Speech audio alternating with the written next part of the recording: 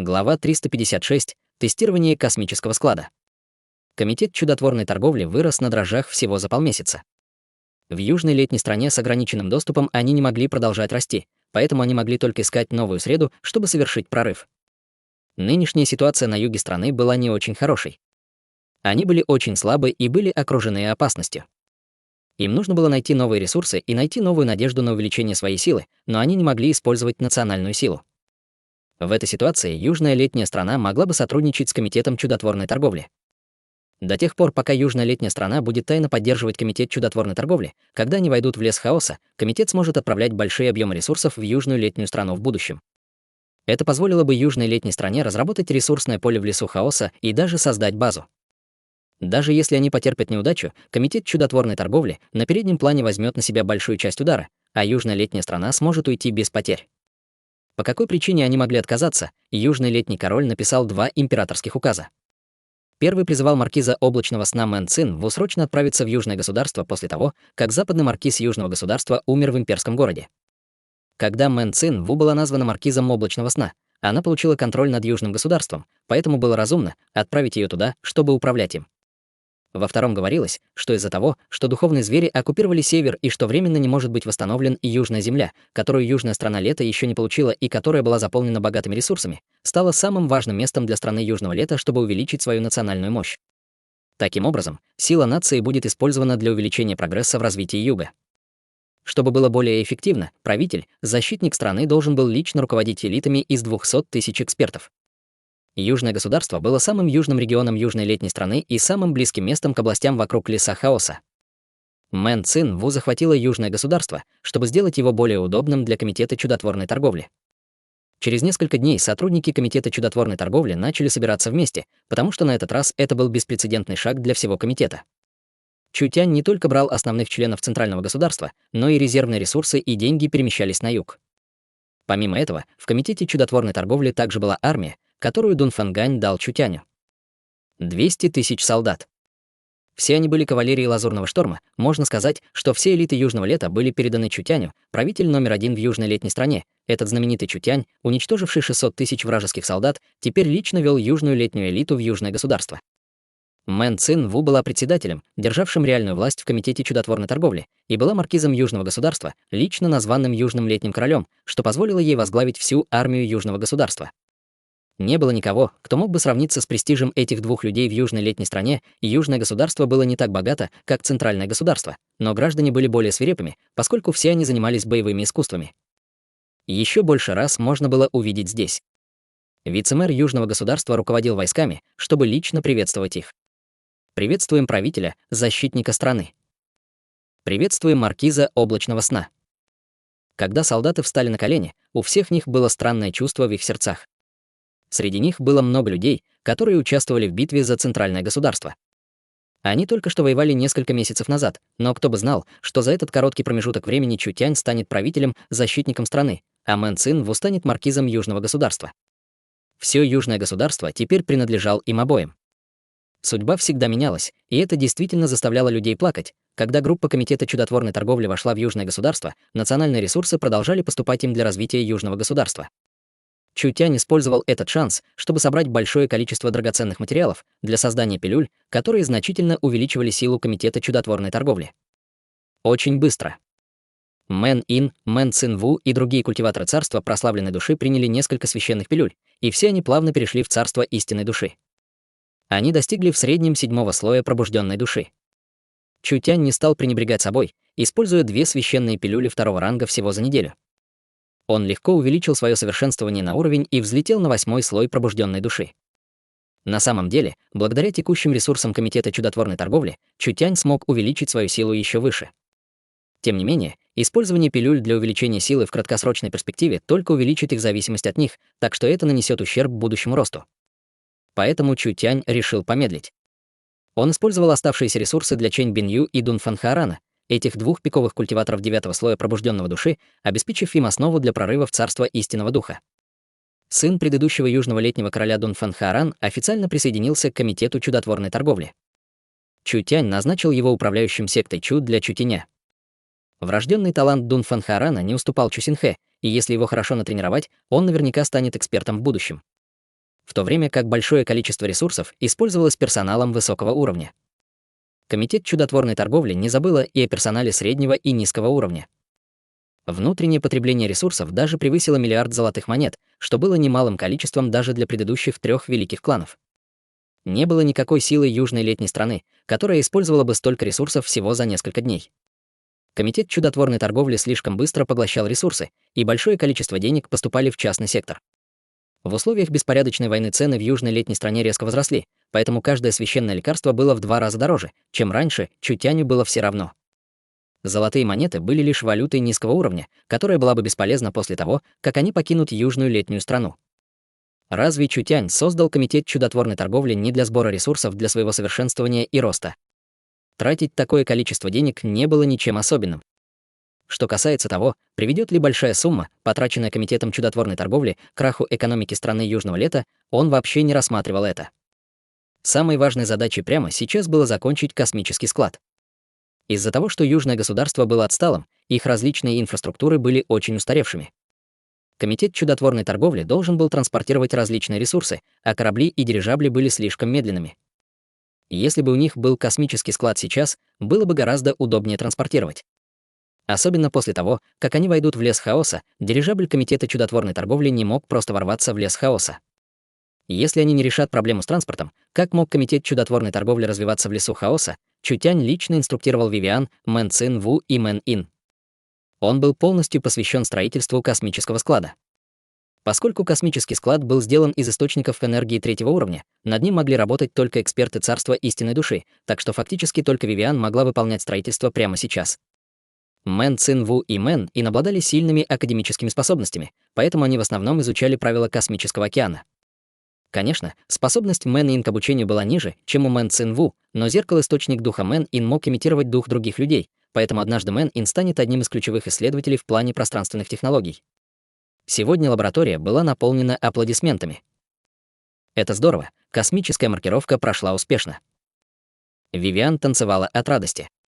После целых 10 дней Вивиан наконец-то выгравировала пространство со своей меткой божественного сознания. После того, как эта метка была размещена, они могли выбрать и вызвать какое-то конкретное пространство, избегая случайного вызова каждый раз. Вивиан аплодировала с Мэн Ин, в то время как Мэн Цин Ву была полна волнения, так как все закончилось раньше, чем она ожидала. На самом деле, до тех пор, пока не могли сделать это, космический склад в основном мог быть использован. Теперь, когда они успешно поставили метки, им просто нужно было преобразовать их. Комитет чудотворной торговли использовала источник энергии 3-го уровня для захвата пространства. В большинстве из этих помещений было около 1000 кубических метров складских помещений, а в более крупных помещениях их было около 3000 кубических метров. Хотя это считалось довольно большим пространством для хранения предметов, для склада, этого было далеко недостаточно. Не говоря уже о том, что форма пространств не была установлена. Пространство, отмеченное лабораторией секты Юнь, имело форму неправильного плоского пирога. Оно было очень длинным и широким, но высота составляла менее 3 футов, а самое низкое пространство было менее 10 сантиметров. Можно ли использовать такое пространство для склада? Было бы очень неудобно транспортировать вещи. Большинство пространств имели сходные с этим формы, поэтому было важно иметь возможность трансформировать пространство. Вивиан была специалистом по пространству в Комитете чудотворной торговли, и ей было легко стабилизировать и отметить пространство. Работа, на которую ей нужно было потратить энергию, это трансформация пространства. Чутянь сказал Вивиан: «У космического склада должна быть правильная форма, твоя следующая задача — преобразовать его. Я надеюсь увидеть куб длиной, шириной и высотой в 10 метров». Ах!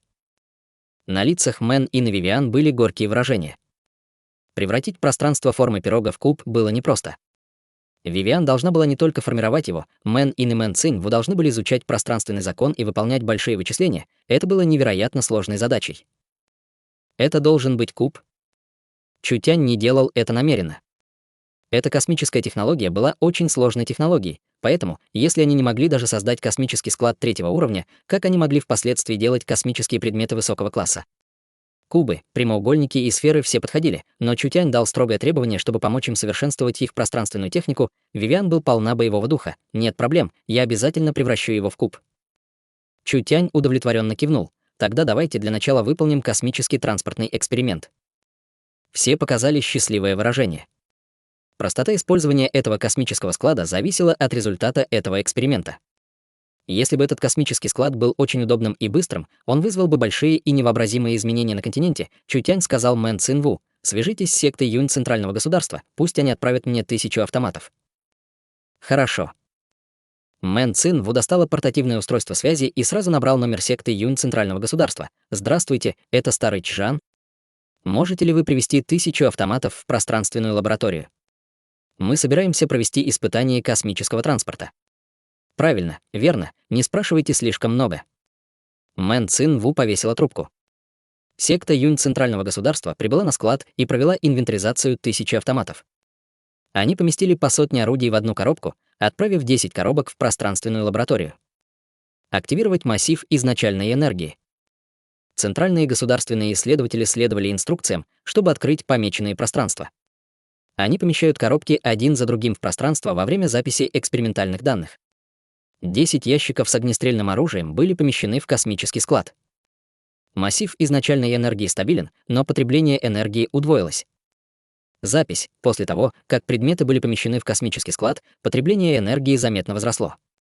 Временно невозможно определить, было ли это вызвано количеством или качеством. После того, как исследователи секты Юнь Центрального государства записали данные, они отключили массив изначальной энергии и использовали устройство связи для вызова Мэн Цинву. Пускай отправляют товар. Чутянь махнул рукой. Мы сможем получить его прямо сейчас.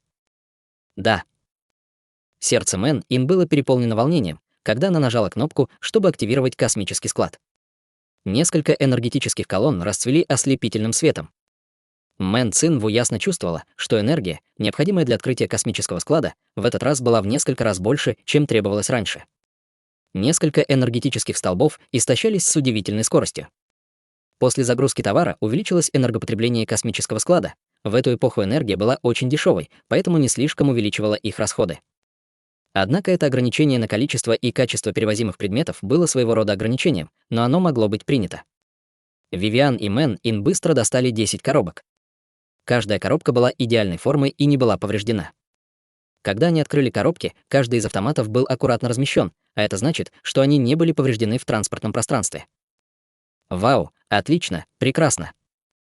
Взволнованно крикнула Мэн Ин громким голосом. «Разве это не значит, что даже в южном государстве я смогу съесть жареную курицу из центрального государства?» Лицо Вивиан покраснело, не говоря уже о жареной курице в центральном государстве. «Когда наша эльфийская раса построит космический склад, я заставлю наших старейшин каждый день варить горшочек эльфийского зеленого чая высшего качества. Даже если он будет отправлен в твою комнату за несколько десятков тысяч миль, он будет свежезаваренным и горячим». Мэн Цинву не могла удержаться от улыбки. Эти две девушки только умели есть, но эффект космического транспорта из космического склада действительно имел большие перспективы и потенциал.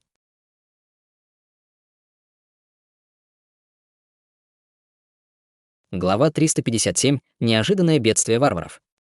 Комитет чудотворной торговли провел эксперимент несколько раз и получил большие объемы данных. Наконец они определили, что космический склад очень стабилен, кроме невозможности хранить формы жизни и предметы чистой энергии, других особых ограничений не было. Космический склад не повреждает предметы и даже предотвращает их гниение. Помимо этого, затраты на содержание космического склада требовали много энергии, и эта стоимость зависела от того, что хранилось в самом складе. Пустое хранилище означало наименьшее потребление энергии, а добавление большего количества предметов увеличивало потребление энергии. Это было связано с объемом, качеством и энергией хранимого предмета. Если бы предмет был слишком большим, слишком высокого качества или имел слишком много энергии, потребление космического склада было бы невероятно огромным. Тогда 4 энергетических колонны будут опустошены, что приведет к провалу открытия космического склада. Хотя энергия была дешевой, строительство энергетических колонн было довольно утомительным. Поэтому при открытии космического склада нужно было понять ситуацию со складом, чтобы не было никаких потерь или проблем. Проще говоря, будь то структура космического склада или его безопасность, им требовалось много времени и усилий для их улучшения. Это была немаленькая задача, и для Комитета чудотворной торговли, у которого был только один пространственный инженер, это была немаленькая задача. Вивиан совсем не жаловалась, скорее она чувствовала себя очень гордой. Это было потому, что ее работа была незаменимой, что делало ее более взволнованной. Космический склад был не только первым в своем роде, который увидела Вивиан, но и прекрасным произведением искусства, которое она медленно делала своими руками. Она хотела использовать все свои силы, чтобы сделать его идеальным. Вивиан каждый день работала сверхурочно, Мэн Цинву и Мэн Ин помогали ей. Прогресс космического склада не был быстрым, но он все еще прогрессировал постепенно. Только Чутянь в последнее время приходил на космический склад, делая что-то неизвестное каждый день. Мэн Цинву узнала, что это было, спрашивая вокруг. Чутянь привел группу стариков Гоу Цинцу в лабораторию, и они исследовали лекарства. Мэн Цинву очень хорошо понимала Чутяня. Этот парень не будет делать ничего лишнего. Поскольку он делал это странное лекарство, это означало, что у него была причина для этого. В какой новой области будет использоваться это лекарство? Мэн Цинву была генеральным менеджером комитета чудотворной торговли, так как она могла не знать, что происходит. После личного изучения ингредиентов Мэн Цинву была потрясена, обнаружив, что никогда раньше не слышала об этой лекарственной формуле. Большое количество крови свирепого зверя и странных материалов для реформирования лекарства дикой крови — это не было лекарством, которое увеличивало его самосовершенствование, и оно не оказывало эффекта излечения яда. Мэн Цинву не мог не найти Чутяня и хлопнуть список материалов на стол. Исследование космического склада находится в критической точке, но вы нам не помогаете. Теперь вы исследуете эту странную вещь, будет ли она полезна для комитета чудотворной торговли. Слушая обвинения молодой мисс, Чутянь спокойно пил свой чай. Перед тем, как мы войдем в лес хаоса, какую проблему нужно решить немедленно? Мэн Цинву был ошеломлена этим вопросом. У компании было много проблем, которые нужно было исправить. Если ей нужно было выбрать одну, она действительно не знала, какую. Мэн Цинву понимала, что у Чутяня был какой-то план. «Ты думаешь?» Чутянь ответил: «Нам не хватает сильной армии, которая принадлежит нам». На самом деле, исследования и технологии Комитета чудотворной торговли очень продвинуты для нынешнего уровня, сказал Чутянь, продолжив. Однако в Комитете чудотворной торговли не хватает синхронизированной военной силы. Мы не чувствовали особого эффекта от этого в южной летней стране, но как только мы войдем в лес хаоса, эта проблема может быть фатальной. Мэн Цинву нахмурилась. Разве у нас нет оружия изначальной энергии? Оружию изначальной энергии нужны люди, чтобы использовать его, объяснил Чутянь о своих намерениях. Итак, я планирую создать армию. Группа наемников подземного мира под управлением Комитета чудотворной торговли уже достигла 30 тысяч человек. Наемники подземного мира изначально были созданы для защиты различных областей промышленности Комитета чудотворной торговли. В комитете было слишком много магазинов, и каждому сектору требовалась команда для их защиты, поэтому не было наемников, которые были бы свободны. Банда гигантской акулы насчитывала 100 тысяч человек, но было только 10-20 тысяч элиты, которых было недостаточно для защиты Комитета чудотворной торговли. Как насчет 200-тысячной кавалерии Южного Лета, которая в настоящее время находится под его контролем? Это была хорошая армия, кропотливо собранная Южной летней страной, но в конце концов она не принадлежала Комитету чудотворной торговли. Не говоря уже о том, что кавалерия не могла играть роль в лесу хаоса. Ситуация с лесом хаоса отличалась от Южной летней страны. Лес хаоса был местом, наполненным настоящим беспорядком, поэтому, если у них не было бы достаточно сил, как бы они привезли товары высокого качества в лес хаоса? Прежде чем они начнут продавать их, все их вещи будут украдены. Мэн Цинву немного заинтересовалась. Тогда как ты собираешься подготовиться к этому? В это время зазвенело устройство связи Чутяня, в результате чего Мэн Цинву был немного удивлена. Телефонный номер Чутяня должен быть известен только основным членам, и если бы не было чрезвычайных ситуаций, никто бы не позвонил ему. Кто не знал, что Чутянь ленив? Если что-то случится, они все равно должны найти Мэн Цинву. Тревожный голос Нангунь Юны прозвучал. «Чутянь, случилась беда. Мы были ограблены». Что это было? Кто ограбил Комитет чудотворной торговли? Даже Южный летний король не мог бездумно обидеть их. У Чутяня была большая армия в его руках, и он был самым влиятельным министром в Южной летней стране. Даже люди с небольшим умом знают, что оскорбление Комитета чудотворной торговли ничем не отличается от самоубийства. Верно, Чутянь даже не успел заговорить. Мэн Цинву быстро спросила: «Нангунь, о чем ты говоришь? Что случилось?» «Я тоже не знаю. Была большая группа варваров, которые напали на наших инженеров в горах». Нангунь Юн быстро объяснил. Эти варвары совсем не слабы и поймали старшую сестру Юн Яя и старшую сестру Кейди. Перед тем, как старшая сестра Кейди была схвачена, она позвонила мне и сказала, что их потери серьезны. Нужно быстро спасать их. Южное государство было самым примитивным и варварским из 8 государств. Варвары пришли с юга, и они были очень сильными и пугающими. Они отказались от образования и грабили городские караваны каждые несколько дней. Когда Западный Маркиз управлял Южным государством, он поглощал их, противостоя варварам. Он набирал варваров, чтобы увеличить мощь своей армии, используя армию Южного государства для подавления других варваров, создавая баланс. После того, как Комитет чудотворной торговли прибыл в Южное государство, Мэн Цин Ву выяснила местную ситуацию. Хотя варвары вызывают немало проблем, она не слишком заботилась о них. Она никогда бы не подумала о подобной ситуации. Эти чертовы парни были бы действительно слепыми. Если злокачественная опухоль варварских племен не будет уничтожена, развитие южного государства будет приостановлено. Мэн Цин Ву встала и сказала: «У нас есть 200-тысячная кавалерия Лазурного шторма, почему бы не воспользоваться этой возможностью, чтобы уничтожить всех варваров за один раз?» 200-тысячная кавалерия Лазурного шторма была самой сильной армией, которая могла даже сражаться с боевыми гончими. Страна Южного лета потратила бесчисленные ресурсы и посвятила много сил их обучению. Чу Тянь сердито хлопнул по столу. «Немедленно выведите 500 рыцарей-грифонов и проведите расследование надлежащим образом, даже если вам придется перевернуть всю округу. Эти варвары на самом деле съели кишки леопардов, раз осмелились украсть у меня в комитете чудотворной торговли. Я организую силы и тоже присоединюсь». «Хорошо». Нангунь Юнь немедленно повесил трубку. «ГМ». Молодая мисс сначала посмотрела на Чутяня странным взглядом, а затем фыркнула. «Ты почти обманул меня». Чутянь сделал вид, что удивлен. Что имеет в виду молодая мисс? Комитет чудотворной торговли не был ограблен, это все было пьесой, которую вы разыграл, не так ли? Юная мисс, у вас должны быть доказательства для подобных обвинений. Мэн Цин Ву посмотрел на него. Если комитет чудотворной торговли был бы в самом деле ограблен, странно с твоим темпераментом продолжать спокойно сидеть здесь. Кроме того, ты отправил Нангунь Юня обыскать целую округу. В таком темпе, когда вы найдете заложников, было бы странно, если бы они не были мертвы. Почему бы тебе просто не использовать божественный глаз маленькой лисы?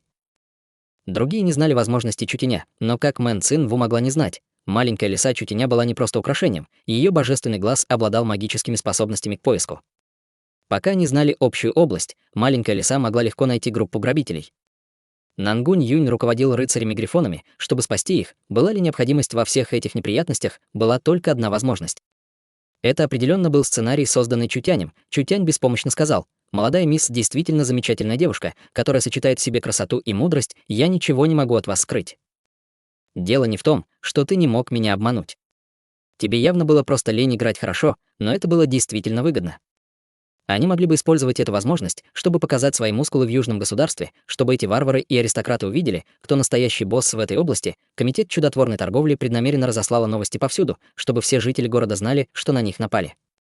Тот факт, что варварами были похищены 2 важных члена руководства, был известен всему городу. Примерно через 3 часа 200 кавалеристов были собраны. Каждый взвод состоял из 10 тысяч человек, в общей сложности 20 взводов. Чутянь лично руководил этой армией, когда огромной волной они ворвались в область варваров. Мэн Цин Ву использовала свой титул маркиза, чтобы собрать более 100 тысяч воинов южного государства, которые следовали за кавалерией Лазурного шторма. Поскольку они были ограблены группой варваров, комитет чудотворной торговли собрал элитную команду из нескольких сотен тысяч солдат. Это было беспрецедентно в истории страны Южного лета. Аристократы южного государства хотели увидеть шутку, но когда они увидели ужасающую силу, которую имел комитет чудотворной торговли, их лица побелели от страха. Это было слишком страшно. Если бы кто-нибудь осмелился оскорбить комитет с этого дня, возможно, они будут раздавлены, не оставив следа. С наступлением нескольких сотен тысяч солдат, как варвары могли не узнать об этом, все варварское сообщество напоминало муравьев на сковородке, поскольку лидеры различных племен были переполнены паникой. Эти ублюдки должны пострадать от 1000 ударов, на самом деле осмелились оскорбить такого гиганта, как комитет чудотворной торговли, не то чтобы варвары ничего не знали о комитете чудотворной торговли. В конце концов, влияние комитета было слишком велико, и в варварских племенах использование электрического света считалось честью. Хотя они не знали, насколько силен комитет чудотворной торговли, они не стали бы раздражать такую могущественную силу без всякой причины. Дело плохо. Это самая сильная кавалерия Лазурного шторма в стране Южного лета. Отчет лидеру: люди послали несколько сотен кавалерийских солдат, мы должны быстро уйти. Черт, какое племя сделало это? У них нет гребаных глаз. Быстро отдайте их этим людям. Слишком поздно, человеческая армия уже окружила нас. Они хотят использовать это оправдание, чтобы поймать всех нас одним махом. Варвары бегали как обезумевшие. Это было действительно неожиданным бедствием для варваров.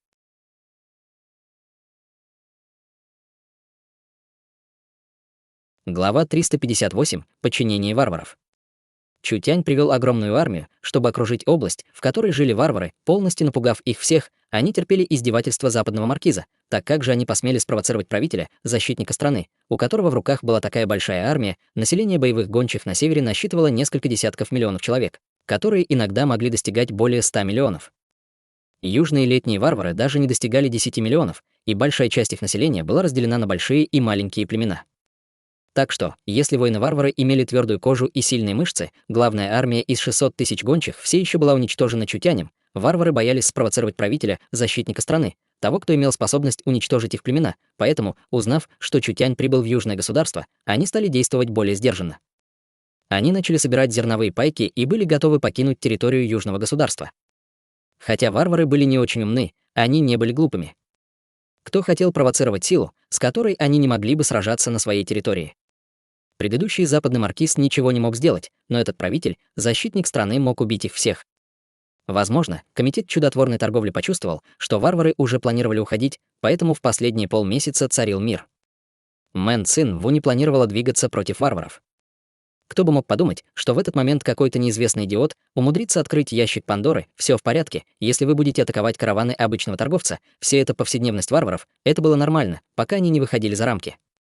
Кто бы мог подумать, что эта группа идиотов нападет на команду инженеров комитета чудотворной торговли, пока те еще совершают звонок.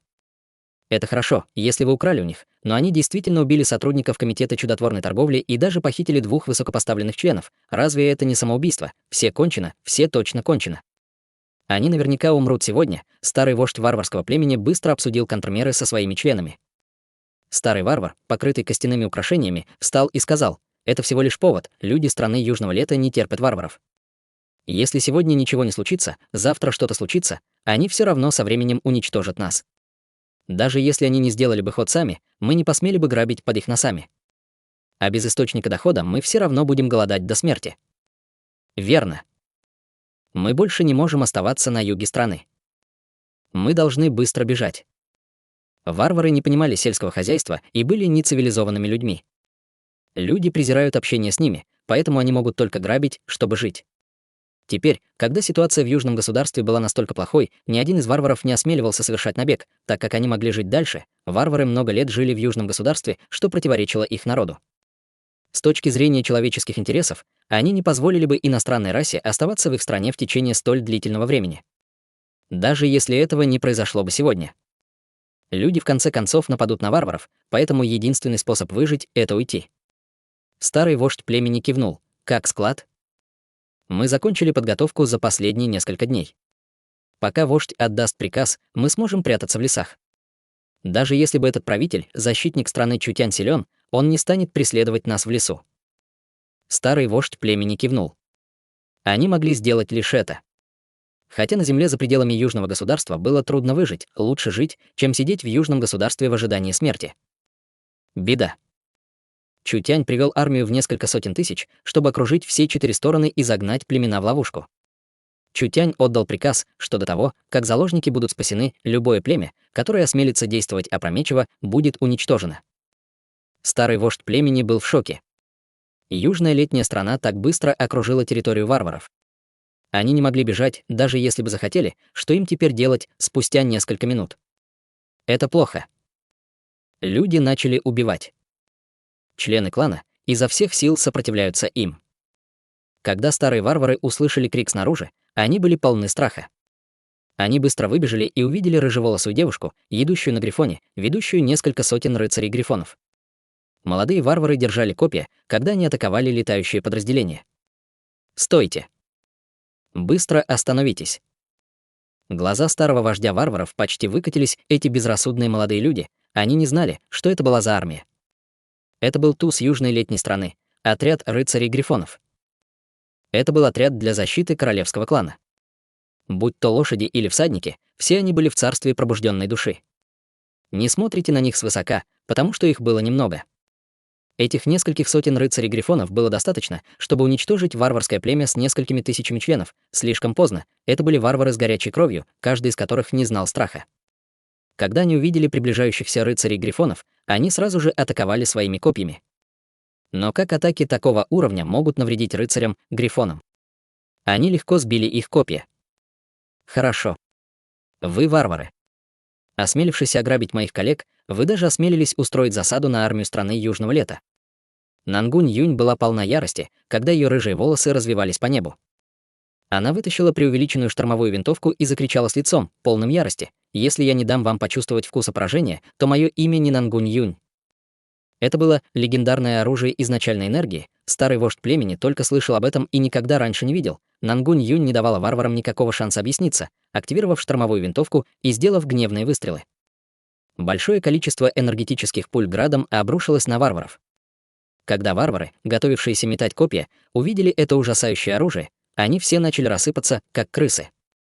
Слишком страшно, это было просто оружие дьявола. Менее чем за полминуты штурмовая винтовка Нангунь Юня выпустила несколько сотен пуль. Под этим штормом падающих пуль храбрость каждого варвара была полностью разрушена. Кто бы знал, что это было только начало. Нангунь Юнь громко крикнула: «Всем войскам в атаку!»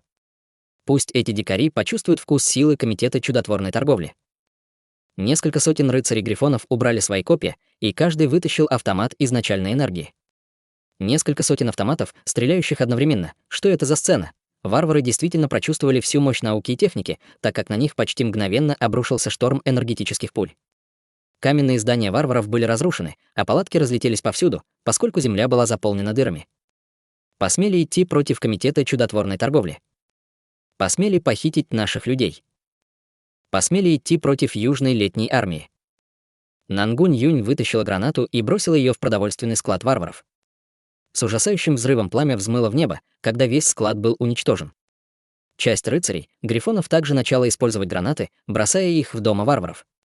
Огненный столб взмыл в небо, напоминая облако в форме гриба. Старый вождь племени и другие старые варвары были шокированы. Их дома, земля и еда исчезли. Нангунь Юнь возглавлял атаку армии грифонов в течение 5 минут. Варвары вообще не пытались восстать, поскольку все их племя было уничтожено. Странно было то, что, хотя потери племени были серьезными, было не так много варваров, которые были ранены. «Пощадите нас!» Старый вождь племени испугался и встал на колени вместе со всеми остальными варварами. Это действительно не было сделано нами. Во время всей этой атаки рыцари-грифоны не демонстрировали никаких боевых искусств, а просто использовали оружие изначальной энергии, чтобы создать такой ужасающий эффект.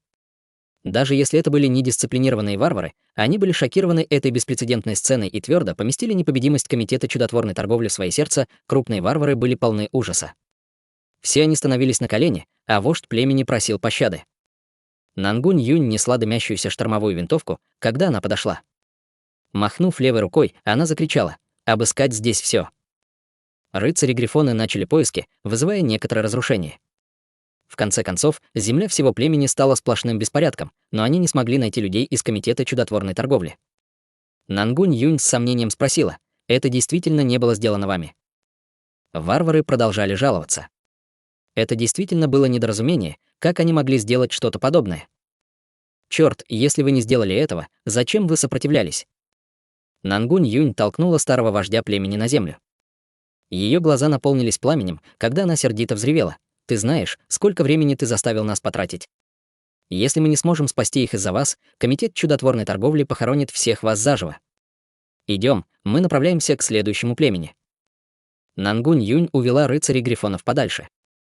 Старый вождь племени встал, чтобы посмотреть на их все еще пылающую огнем землю. У него было рассеянное выражение лица. Эти люди из Комитета чудотворной торговли не люди, они просто дьяволы. Верно. Только дьяволы имели бы такое оружие. Даже если бы у нас было в 100 раз больше людей, мы все равно не смогли бы противостоять им. Быстро убегаем. Старый вождь племени посмотрел на них и взревел: «Бежать? Вытащи свою голову из задницы. У нас нет ни оружия, ни еды, ни племени, у нас вообще ничего нет. Мы также окружены Южной летней армией, как мы можем бежать? Что нам тогда делать? Даже если нас не убьют дьяволы, мы умрем с голоду». Правильно, они еще не спасли своих людей. Возможно, они уже были убиты. Эта ужасная женщина только что сказала, что если с заложниками что-нибудь случится, они похоронят нас вместе с ними. Варвары были полны паники. Это бедствие с небес разрушило их землю, и теперь у них не было ни оружия, ни еды.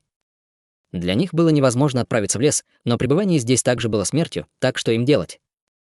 Почему бы нам не сдаться им? Сдаться. Старый вождь племени никогда не думал об этой идее раньше, но, думая об этом, у них не было другого выбора, они не могли бежать, так что это был единственный способ сохранить свои жизни. Они могут подчиниться комитету чудотворной торговли и помочь им разорвать главного преступника на части. Возможно, настроение Чутеня будет достаточно хорошим, чтобы пощадить их, хотя у варваров не было никаких навыков, у них все еще была грубая сила. Даже если сложить вместе 3-5 человек одного уровня, у них не будет такой же силы, как у одного варвара. При выполнении ручного труда важнее всего была физическая сила. Отлично. Мы можем сдаться. Мы можем помочь Чутяню найти истинного виновника. Увидев силу комитета чудотворной торговли, старый вождь племени не имел никаких идей о сопротивлении и сразу же решил подчиниться им. Неважно, каков будет результат, все будет не так плохо, как сейчас. Если бы их удача была хорошей, возможно, они смогли бы сохранить свою жизнь. В конце концов, этот вопрос не был связан с ними, и у комитета чудотворной торговли не было никаких причин уничтожать армию, которая сдаёт себя им, это было не только одно племя, которое пришло к такому решению. Всего за один день весь варварский регион отказался от идеи бегства и сложил оружие, чтобы сдаться комитету чудотворной торговли. У них не было никаких других запросов, они просто хотели выжить.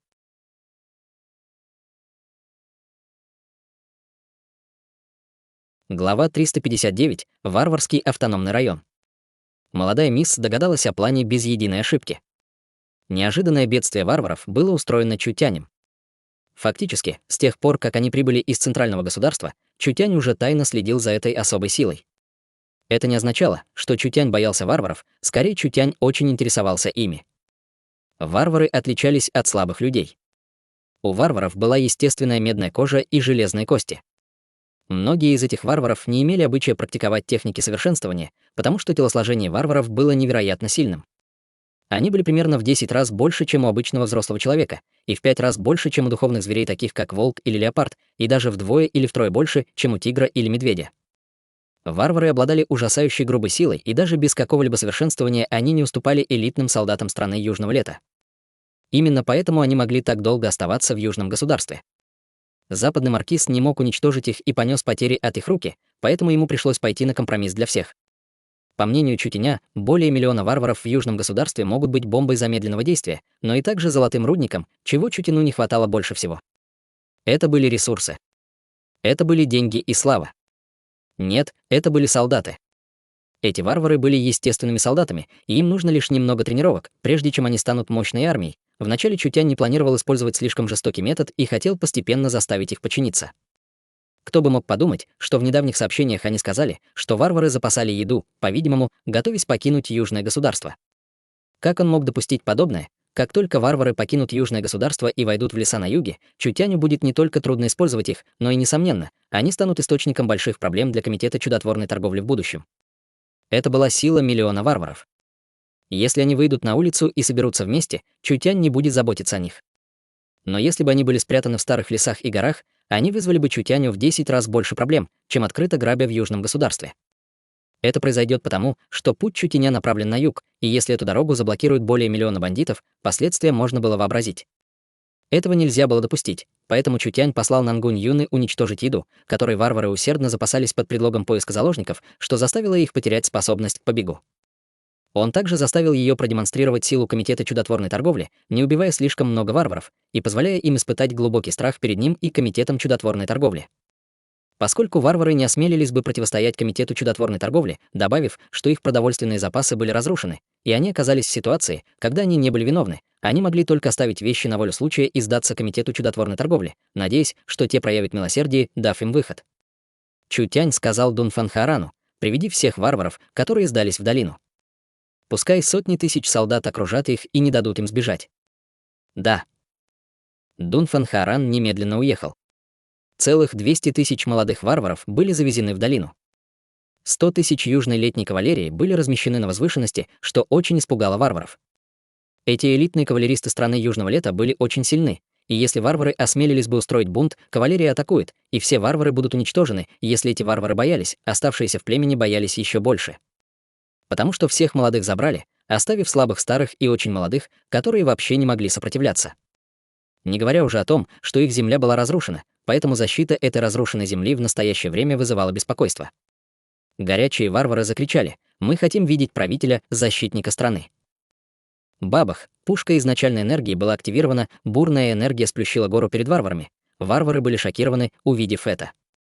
У Комитета чудотворной энергии появилось еще более мощное оружие. Если это оружие было выпущено в толпу, жертвы исчислялись бы сотнями. Вы все заткнитесь. Дунфан Харан был в ярких доспехах, когда ехал на божественном синем жеребенке, бегающем по краю долины. Он выглядел очень похожим на генерала, когда кричал с серьезным лицом без всяких выражений: «Правитель, защитник страны в настоящее время расследует варваров, напавших на торговый караван, и вы все здесь под подозрением. Честно оставайтесь здесь, и когда этот вопрос будет окончен, правитель, защитник страны будет иметь дело со всеми вами». Это несправедливо. Несправедливо. Должно быть, это было сделано племенем черного носорога. Чушь собачья. Наше племя черного носорога ничего не сделало в эти полмесяца. Должно быть, это было сделано племенем железного быка. Я видел, как они выводили команду всего несколько дней назад. Не выдвигая ложных обвинений, мы просто собирались на охоту. Все варвары обвиняли друг друга. С их простым мышлением они никогда не смогли бы подумать, что этим вопросом руководил сам Чутянь, и все они были просто жертвами. Варвары не думали, что Комитет чудотворной торговли нуждается в таких трюках. Силой Комитета чудотворной торговли не составило бы труда уничтожить варваров, так зачем делать столько усилий? Варвары стали еще более шумными, прежде чем наконец пустить в ход кулаки. Вся долина стала большим полем битвы. Бабах, несколько гор были сплющены, Дунфан Харан поднял свой усилитель и сказал: «Кто посмеет сделать неприятности, тех племена мы уничтожим». Варвары сразу же успокоились. Мы все подчиняемся. Мы просим пощады у правителя, защитника страны. Чутянь сидел на возвышенности и пил чай. Он посмотрел на этих варваров с сильными телами и с удовлетворением кивнул. Пока они будут обучены, они смогут немедленно стать великими солдатами. Небеса действительно помогают ему. Эти большие дураки действительно жалкие. Мэнин посмотрела на испуганных и голодных варваров, кричащих в долине, и ее сердце не могло не быть тронутым. Наши цели были достигнуты, и они уже сдались, как насчет того, чтобы отпустить их. Чутянь покачал головой. Варвары — это неразумная и жестокая раса. Если нам нужно подчинить этих ребят, мы должны преподать им глубокий урок. Критический момент еще не наступил. Посмотри, насколько они жестоки. Хотя они говорят, что сдались, и если мы отпустим их сейчас, я могу гарантировать, что по крайней мере половина из них сбежит за одну ночь. Что нам делать? Дадим им пожариться на солнце неделю, пока они не станут настолько оголодавшими, что не смогут пошевелиться. Мэнин чувствовала, что это было слишком жестоко. Что, если они восстанут от голода? Чутянь рассмеялся и сказал: «Варвары боятся трудностей. Они покажут свою силу, но не будут опрометчиво делать ход. Не говоря уже о том, что я никогда не говорил, что убью их. Пока у них есть надежда, они будут ждать». Мэн-Ин вздохнула. «Глупые варвары, не то чтобы я не пыталась вам помочь, но кто виноват в том, что вы вызвали интерес Чутяня? Было бы странно, если бы вы не столкнулись с невезением, он сделал то, что сказал». Чутянь запер варваров на 7 дней и ночей, не давая им ни еды, ни воды, что позволило им выживать за счет травы и дождя. Через 7 дней варвары были бессильны от голода, и все слабо лежали на земле, что делало их похожими на беженцев. Когда тело и разум варваров собирались разрушиться. Вдруг кавалерия начала отступать. Дунфан Харан ехал на высокой лошади, чтобы объявить: «Я хочу сообщить всем хорошие новости». Грабители, которые напали на Комитет чудотворной торговли, были пойманы. Варвары были в шоке. Их, наконец, поймали. Эти грабители пришли из Южного леса, а не из Южного государства. Заложники были спасены, и этот вопрос не касается всех вас. Правитель, защитник страны, дал приказ отпустить всех вас. Все были полны счастья. Этот кошмар наконец-то подошел к концу. Кавалерия с 4 сторон начала отходить. Казалось, что Южная летняя армия собиралась уйти, оставив позади группу ошеломленных варваров. Подождите минутку. Несколько старых вождей племени быстро погнались за ними. В чем дело? Генерал, земля нашего племени была уничтожена, и у нас нет еды. Несколько старых вождей племени сказали с печальными лицами: у всех членов клана нет сил, и мы даже не можем идти. Брови Дунфан Харана нахмурились. Какое значение жизнь ваших варваров имеет для страны Южного лета? Ни для кого не секрет, что вы совершаете много злодеяний ежедневно. Правитель, защитник страны, не убивающий вас всех, уже величайшая милость для вас. Варвары тут же начали умолять: мы благодарим правителя, защитника страны, и мы просим его аудиенции. «Я не могу принять решение по этому поводу», — сказал Дунфан Харан. Я вернусь и спрошу правителя, защитника страны лично. Спасибо, генерал, спасибо. Дунфан Харан ушел незадолго до того, как немедленно вернулся. Варвары не ушли, скорее всего, потому что у них не было сил. Приказ правителя. Дунфан Харан высоко поднял свиток. Все варвары опустились на колени, чтобы поприветствовать приказы правителя, защитника страны. Дунфан Харан произнес громким голосом и прочитал приказы, которые просто гласили: «Этот вопрос вызвал серьезные волнения у варваров, но не стоит сочувствовать всем вам. Кто просил вас, варваров, совершать набеги и всевозможные злые дела? Однако, каждое существо в этом мире заслуживает того, чтобы жить, поэтому этот милостивый правитель даст вам выход. Для долгосрочного мира в южном государстве и процветания страны Южного лета компания Комитета чудотворной торговли решила инвестировать в восстановление города, заброшенного людьми 50 лет назад. С этим городом в качестве центра 300-мильный район вокруг него станет известен как Варварский автономный район, место для проживания варваров. Чтобы гарантировать, что варвары не вернутся к своей старой работе, Комитет чудотворной торговли сделает большие инвестиции. Помимо обеспечения продовольствием для того, чтобы варвары не голодали, мы также откроем ресурсы в этом автономном районе, создав при этом большое количество фабрик, предоставляя варварам работу по обеспечению своей семьи. Когда приказ правителя был прочитан, варвары кипели от волнения. Правитель, защитник страны, специально восстанавливал город для варваров. Какая смелость, какая терпимость. Варвары сталкивались с людьми, и им было невозможно жить вместе, поэтому правитель, защитник страны, специально создал район для варваров. Сначала он обеспечил продовольствием и позже обеспечил работой, следя за тем, чтобы им больше не нужно было работать грабителями. Все варвары были в замешательстве.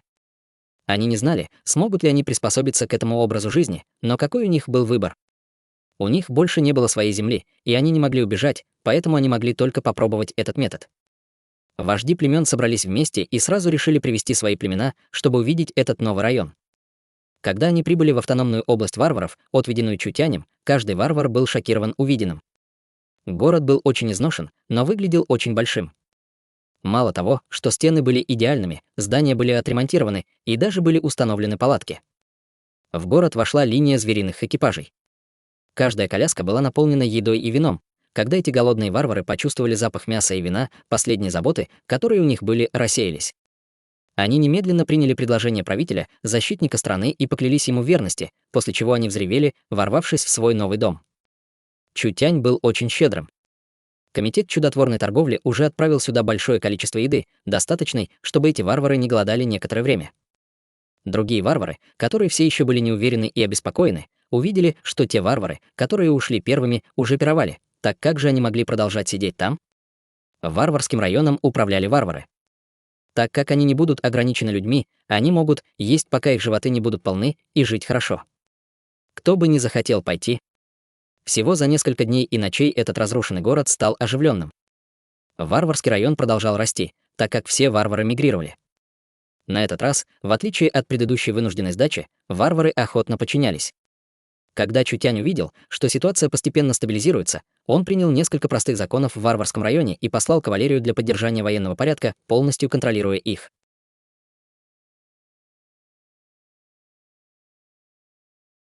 Глава 360. Берсерк. Варвары не были умны, поэтому они не понимали, что происходит, и просто чувствовали благодарность Чутяню. В конце концов, Чутянь не убил их всех и вместо этого дал им хорошую еду. С несколькими сотнями тысяч варваров, у каждого из которых был шокирующий аппетит, они потребляли удивительное количество еды каждый день. У Комитета чудотворной торговли не было другого выбора, кроме как импортировать продукты питания из других государств. Город, в котором жили варвары, был разрушен чудовищной катастрофой. Комитет чудотворной торговли установил уличные фонари и отремонтировал дома, а также установил законы и порядок для варваров. Чутянь пообещал, что люди не будут противостоять варварскому району, поэтому команда управления состояла из нескольких вождей варварских племен. Варвары жили примитивной жизнью, но теперь они жили современной жизнью. Поскольку фабрика и шахты еще не были открыты, варвары ели целый день без необходимости работать, поэтому их жизнь была очень счастливой. Чутянь приказал людям привезти в варварский город набор техники культивирования искусства берсерка. В приказах правителя, зачитываемых для общественности, говорится, что они дадут большие награды варварам, которые совершенствуются. Комитет чудотворной торговли был богат, вашей группе варваров просто нужно послушно совершенствоваться в городе и не создавать больше проблем. Мало того, что вы получаете бесплатную технику совершенствования, если у вас есть успех, вы даже получите награды. Варвары не смели поверить, что комитет чудотворной торговли просто так заботился о них. Предоставлять им лучшее жизненное положение и даже давать варварам технику совершенствования, чтобы практиковаться, это было просто слишком невероятно. Только была ли техника культивирования действительно подходящей для варваров, у варварской цивилизации не было какой-либо техники совершенствования, но это было не только потому, что варвары имели низкую степень развития. Основная причина заключалась в том, что у варваров не было врожденных исходных духов. Техники самосовершенствования континента не подходили варварам, поэтому большинство варваров не культивировали духовную энергию и вместо этого шли по пути чистого очищения своего тела. У всех варваров были мускулы, не уступающие культиватору очищения тела, но создать настоящего эксперта было сложно, поэтому варвары с древних времен могли превращаться в бандитов, грабя других как основное занятие. Они никогда не формировали королевство или цивилизацию, поэтому варвары имели низкий статус на континенте. Несколько десятков варварских вождей изучили технику совершенствования, присланную им. Старые варвары были потрясены, обнаружив, что это искусство берсерка идеально подходит для них, это принципиально отличалось от других методов совершенствования на континенте. Методы основного совершенствования культивировали свой исходный дух, чтобы увеличить свою духовную энергию, но это искусство берсерка было инновацией. Основы этой техники совершенствования были направлены на очищение тела, развитие жизненной силы, поэтому потребность в духовной энергии не была большой. Не было преувеличением сказать, что этот набор техники совершенствования может изменить судьбу варварской расы. Вся варварская раса была взволнована, имея твердую веру в правителя-защитника страны. Различные вожди племен организовывали варваров для совершенствования каждый день. Хотя они и не знали, почему правитель, защитник страны делал это, у них не было никаких причин отвергать этот мясной пирог, упавший с неба, факты доказали это. В этом мире не было настоящего дураков. Пока было правильное совершенствование и руководство, даже раса низкого ранга, такая как глупые варвары, могла легко добиться успеха, если бы они нашли подходящий им путь. Всего за несколько дней. Были некоторые варвары, которые имели успех с искусством берсерка. Когда Чутянь узнал об этом, он немедленно отправился в варварский город. Правитель, защитник страны здесь. Всем быстро выйти, чтобы приветствовать его. Варвары никогда не думали, что Чутянь лично прибудет сюда. У Чутяня было достаточно сил, чтобы устранить варваров одним махом, так зачем ему делать что-то столь обременительное? Не говоря уже о восстановлении города для варваров и предоставлении им еды. Количество потраченных денег не было маленькой цифрой. Он даже дал варварам технику совершенствования, которая дала им шанс изменить свою судьбу. Чутянь привел Чен Бинву и Дун Фанхарана в качестве телохранителей, а также несколько обычных людей, которые пришли посмотреть на варварский город. Город варваров был не очень оживленным, так как там было полно варваров. Все они были около 2 метров в высоту с цветами, нарисованными по всему телу. У них были птичьи перья и странные костные украшения, покрывающие их. Сцена выглядела очень необычной. «Приветствуем правителя, защитника страны». Варвары громко кричали голосом, который гремел как гром. Чутянь был просто великим ангелом в глазах варваров. Несколько вождей варварских племен быстро вышли поприветствовать его. В сердцах каждого варвара было ясно, что этот обыкновенно выглядящий человек обладает достаточной силой, чтобы легко уничтожить их варварскую расу. Одного слова было достаточно, чтобы все варвары южного государства исчезли. Даже самая цивилизованная раса на континенте будет уважать экспертов, не говоря уже о такой примитивной и грубой расе, как варвары. Поэтому, когда они смотрели на Чутяня, сердце каждого было наполнено благодарностью. Чутянь сразу спросил, кто понял искусство берсерка. Старые варварские вожди вывели более 100 молодых варваров.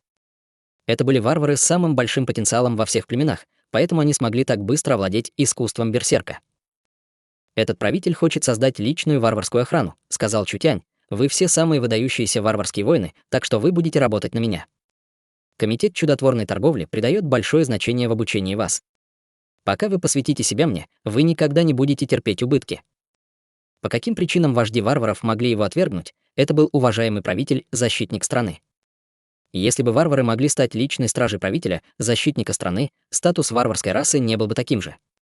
Не говоря уже о том, что правитель, защитник страны, пообещал обучить их. Этот правитель был не только человеком с наивысшим статусом в южной летней стране, он также занимал пост в Комитете чудотворной торговли, известный своим богатством. Если бы он мог их культивировать, они бы взошли как фениксы, Чутянь не остался в варварском городе. Он немедленно отвел этих более 100 варваров и привел их в лабораторию южного государства. Гоу Цинцу руководил группой беловолосых исследователей, пока они занимались в лаборатории. В настоящее время они возились со странной запечатанной камерой, которая была сделана исключительно из металла и имела дверь из твердого алмаза. Она была около 10 футов в высоту и могла легко удержать варварского солдата. Все варвары нервничали. Они не знали, что Чутянь планирует сделать. Чутянь объяснил им: не нервничайте, это не так уж плохо для вас. Скорее, это хороший шанс возродиться. Гоу Цинцу достал маленькую коробочку, в которой было несколько сотен порций красного лекарства. Он случайно взял одну. Можем ли мы начать сейчас? Это были лекарства дикой крови, недавно разработанные в лаборатории. Материалы, использованные для лекарства дикой крови, были очень редкими. Различные виды крови диких зверей, злые духи и дней. Хотя они были очень редкими, они не имели большого применения, поэтому они были очень дорогими. Эта маленькая коробочка с лекарством стоила несколько сотен миллионов золотых монет. Давайте сначала проверим силу варваров. Исследователи привели варваров в боковую комнату и использовали инструменты для проведения многих физических испытаний. Они проверили прочность кулаков, рук, взрывной силы. Варвар бил в железную пластину. Вся железная пластина прогнулась, и исследователи фиксировали данные сбоку. Сила кулака 11. Это была удивительная цифра. Это означало, что на том же уровне совершенствования сила этого варвара была в 13 раз сильнее, чем у человека. Этот варвар был только в 5-м слое очищения тела, но даже человек 9-го слоя очищения тела не мог блокировать один из его ударов. Гоу Цинцу не мог удержаться от шока. Это действительно невероятная сила мышц. Сила кулака, сила руки, сила запястья, сила ноги. Все виды данных были собраны. Телосложение и сила варваров были в 10 раз больше, чем у людей. У варваров не было никаких методов совершенствования, и они зависели исключительно от их грубой силы. Это был корень жизни варвара. Начните эксперимент с дикой трансформацией. Варвар был отправлен в запечатанную камеру. Исследователи поместили лекарство в инъекционный порт, и красная жидкость была закачана с использованием вакуумного давления. Вскоре красный туман начал заполнять запечатанную камеру. Варвар не знал, что происходит, глядя на эту сцену с недоумением. После этого стимулирующая аура мгновенно окружила его тело, сделав его кожу несравненно горячей. Это было похоже на то, как сила высвобождалась из каждой клетки его тела, когда его разум становился пустым. Сильная боль, ярость и дикость быстро охватили его сознание. Оа! Варвар в запечатанной камере кричал от боли. Когда большая часть красного тумана была поглощена его кожей, его глаза быстро наполнились кровавым цветом, а его черная кожа медленно покраснела. Синие вены, похожие на многоножки, торчали из его мышц, постоянно пульсируя. Эта сцена была невероятно страшной. Донг, донг, донг. Варвар выпустил ужасающее намерение убийства, ударяя по стенам запечатанной камеры, как злой носорог. Вся лаборатория дрожала, но запечатанная камера была сделана из алмаза, поэтому даже если внутри был бы слон, он должен был бы отказаться от попыток вырваться на свободу. Через несколько секунд его темная кожа стала темно-красной, и мышцы Варвара распухли. Донг. Когда на этот раз удар пришелся по алмазной двери, он фактически вызвал небольшие трещины. Этот варвар уже потерял сознание, превращаясь в злобную машину для убийств. Его тело испускало красное свечение, когда он сердито взревел и атаковал дверь камеры, пытаясь разорвать все, что видел, на куски. Варварские воины показали ужасные взгляды. Чем занимались люди из комитета чудотворной торговли, это дикое состояние длилось недолго, и варвар постепенно успокоился. Это был эффект искусства берсерка. Он подавлял этот дикий гнев и намерение убийства. Варвар успокоил его дыхание и сердцебиение, но его тело все еще испускало опасную ауру, похожую на ужасного дикого зверя. Красный туман медленно исчез, поскольку он был полностью поглощен. Чутянь махнул рукой Гоу Цинцу: «Выпусти его». «Ничего не случится, верно? Расслабься, все под контролем». Гоу Цинцу на самом деле не боялся его. Хотя это существо было превращено в тирана, и его сила увеличилась более чем в 10 раз, чтобы угрожать пиковому культиватору 9-го слоя пробужденного души, этого было недостаточно. Варварский воин вышел из запечатанной комнаты. Чутянь спросил: «Ты что-нибудь чувствуешь?» «Я не знаю». Этот варвар показал изумленное выражение. «Я думаю, моя сила немного увеличилась». Чутянь подал сигнал рукой: «Измерьте силу кулака». Исследователи создали ударную цель, чтобы варвар мог проверить свои силы. Бабах! Варвар нанес сильный удар по металлической цели и издал громкий звук взрыва. Металлическая цель была мгновенно разбита на куски. Кулак превзошел 100. Все не могли не задохнуться. Если бы этот кулак попал в культиватор первого слоя пробужденной души, этого было бы достаточно, чтобы нанести прямой урон. Чутянь также провел другие испытания этого варварского воина. Будь то мышечная сила, физическая прочность, выносливость или взрывная сила, все они увеличились на ужасающую величину. Чувствительность Варвара к боли значительно уменьшилась, его сила воли увеличилась на большое количество, а сопротивляемость его тела увеличилась в несколько раз. Это был эффект дикой трансформации. Исследователи Комитета чудотворной торговли имели шокированные выражения. Чутянь очень удовлетворенно кивнул. «Неплохо. Это именно те берсерки, которых я хотел».